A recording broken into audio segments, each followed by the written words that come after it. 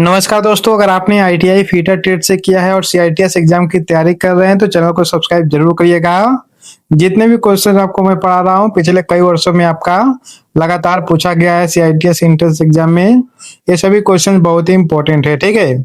चलिए, पहला प्रश्न दिया गया है कि माइक्रोमीटर में रेचेट स्टॉप का क्या कार्य होता है। तो ऑप्शन आपका माइक्रोमीटर को लॉक करना, अत्यधिक दबाव को नियंत्रित करना और एक समान माप सुनिश्चित करना, या थिम्बल को तेजी से घुमाना, या शून्य त्रुटि को ठीक करना। तो ऑप्शन नंबर आपका यहाँ पे बी राइट आंसर हो जाएगा, अत्यधिक दबाव को नियंत्रित करना और एक समान माप सुनिश्चित करना। अगला प्रश्न है कि बाहरी धागे काटने के लिए किस टूल का प्रयोग करते हैं। तो ऑप्शन है आपका टेप, डाई, रिमर या ड्रिल। तो ऑप्शन नंबर आपका यहाँ पर बी राइट आंसर हो जाएगा, डाई। अगला प्रश्न है कि लेथ मशीन के बेड किस धातु के बने होते हैं। तो ऑप्शन है आपका mild steel, high carbon steel, cast iron या एल्यूमिनियम। तो ऑप्शन नंबर आपका सी राइट आंसर हो जाएगा, कास्ट आयरन। अगला प्रश्न है कि डायल टेस्ट इंडिकेटर का उपयोग किस लिए किया जाता है। तो ऑप्शन है आपका केवल गहराई मापने के लिए, समानांतरता की और सतह को सपाट जांच करने में, या आपका व्यास मापने के लिए, या धागे काटने के लिए। तो option number B right answer हो जाएगा, समानांतरता और सतह की सपाटता जांचने के लिए। अगला है कि लिमिट और फिट सिस्टम में S7 में एच क्या दर्शाता है। तो ऑप्शन है आपका शाफ्ट का विचलन, होल का मूल विचलन, टॉलरेंस ग्रेड या अधिकतम सीमा। तो ऑप्शन नंबर बी आपका राइट आंसर हो जाएगा, होल का मूल विचलन। अगला है कि स्टील को गर्म करके धीरे धीरे ठंडा करने की प्रक्रिया का मुख्य उद्देश्य क्या होता है। तो ऑप्शन है आपका कठोरता बढ़ाना, मशीनिंग गुणों में सुधार करना और आंतरिक तनाव दूर करना, या भंगुरता बढ़ाना, या सतह को चमकाना। तो option number B right answer हो जाएगा, मशीन गुणों में सुधार करना और आंतरिक तनाव को दूर करना। अगला है कि सीट मेटल वर्क में किस हथौड़े का प्रयोग करते हैं। तो ऑप्शन है sledge hammer, mallet, ball pin hammer या क्रॉस पिन हैमर। तो ऑप्शन नंबर आपका बी राइट आंसर हो जाएगा, मैलेट। अगला है कि रिवेटिंग में दो प्लेटों को पास लाने के लिए किस टूल का प्रयोग करते हैं। तो ऑप्शन है रिवेट, सेट, डोली, ड्रिफ्ट या कॉकिंग टूल। तो ऑप्शन नंबर आपका ए राइट आंसर हो जाएगा, रिवेट सेट। अगला है कि वेल्डिंग में बैकफायर होने का क्या कारण है। तो ऑप्शन आपका कम प्रेशर, नोजल का बहुत अधिक गर्म होना या गंदा होना, अधिक ऑक्सीजन प्रेशर, या फिलर रॉड का गलत चयन। तो option number B right answer हो जाएगा, नोजल का बहुत अधिक गर्म होना या गंदा होना। अगला है कि नोजल का बहुत अधिक गर्म होना या गंदा होना, यह आपका राइट आंसर हो गया है। लेकिन अगला जो प्रश्न आपका ये बहुत इंपॉर्टेंट है, वर्नियर हाइट गेज का उपयोग करते समय बेस को कहाँ रखा जाना चाहिए। तो ऑप्शन है मशीन टेबल पर, सरफेस प्लेट पर, बेंच वाइज पर, या लकड़ी के गुटके पर। तो ऑप्शन नंबर बी आपका राइट आंसर हो जाएगा, सरफेस प्लेट पर। अगला है कि कॉपर और जिंक के मिश्रण को क्या कहते हैं। तो ऑप्शन है आपका कांसा, पीतल, सोल्डर या stainless steel. Option number B right answer हो जाएगा, आपका पीतल।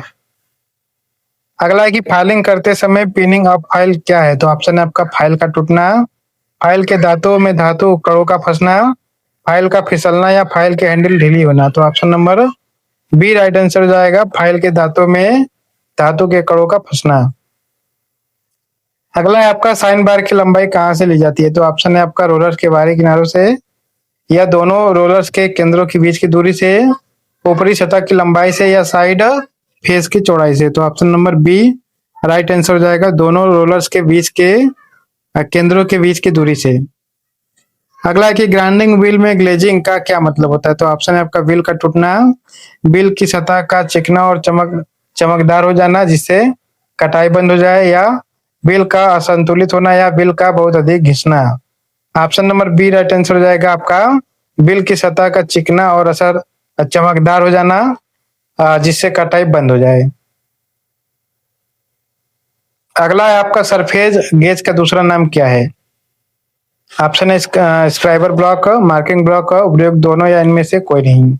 तो option number B sorry C right answer हो जाएगा, उपयुक्त दोनों। अगला है कि लेथ मशीन में टूल पोस्ट कहाँ लगा होता है। तो ऑप्शन है आपका head stock, tail stock, compound rest के ऊपर, या एप्रोन के नीचे। तो option number C right answer हो जाएगा कंपाउंड रेस्ट के ऊपर। अगला है कि निम्नलिखित में से कौन सा अप्रत्यक्ष मापक यंत्र है? ऑप्शन है vernier calliper, inside calliper, micrometer या steel rule. Option number B right answer हो जाएगा इनसाइड कैलिपर।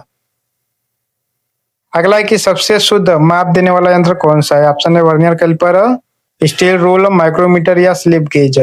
तो राइट आंसर हो जाएगा आपका option number D slip gauge.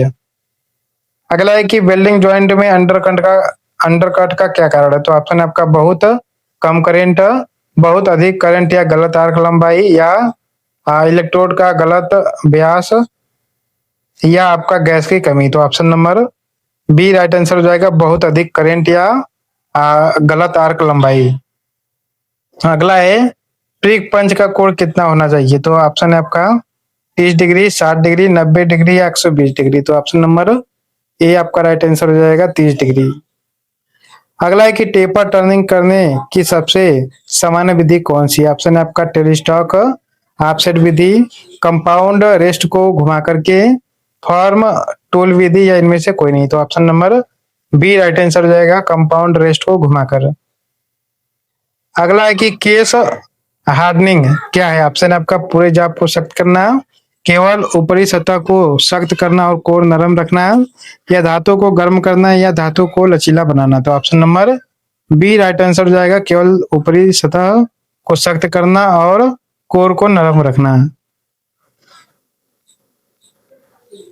अगला प्रश्न है कि हाइड्रोलिक सिस्टम में प्रेशर को नियंत्रित करने के लिए किसका उपयोग करते हैं? तो ऑप्शन है आपका relief valve, check valve, gate valve, या बटरफ्लाई वाल्व। तो option number A right answer हो जाएगा रिलीफ वाल्व।